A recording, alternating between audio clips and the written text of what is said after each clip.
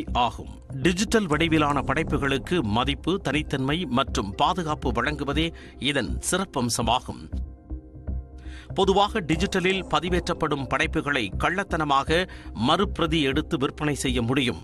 ஆனால் என்எஃப்டிகளாக படைப்புகளை கொண்டு வரும் பொழுது அதனை மறுபிரதி எடுப்பதோ திருடுவதோ பெருமளவு குறையும். அதாவது படைப்பாளருக்கும் வாங்குபவருக்கு மட்டுமே உள்ள ரகசிய ஒப்பந்தம் போன்றதாகும்.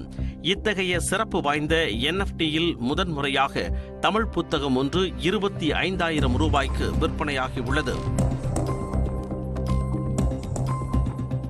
புக்கு போட்டு ஒரு 4-5 நாளா யாரும் வாங்கல. ஒரு 5வது நாள் 6வது நாள் நினைக்கிறேன்.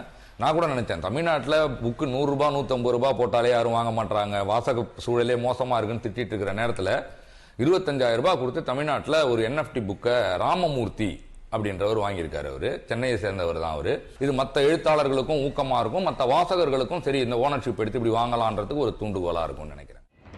குறிப்பிட்ட அளவில் மட்டுமே இந்த புத்தகம் வெளியிடப்படும். இதன் மூலம் அதனை வாங்கியவர்கள் யார் என்ற தகவலும் இணையத்தில் இருக்கும். இவை மட்டுமின்றி கிரிப்டோ நாணயத்தின் மதிப்பிற்கு ஏற்ப புத்தகத்தின் விலையும் அதிகரிக்கும் என்று கூறப்படுகிறது. இந்த புதிய தொழில்நுட்பம் எழுத்தாளர்களுக்கு மற்றொரு முதலீட்டு தளமாக அமையும் என்று எதிர்பார்க்கப்படுகிறது.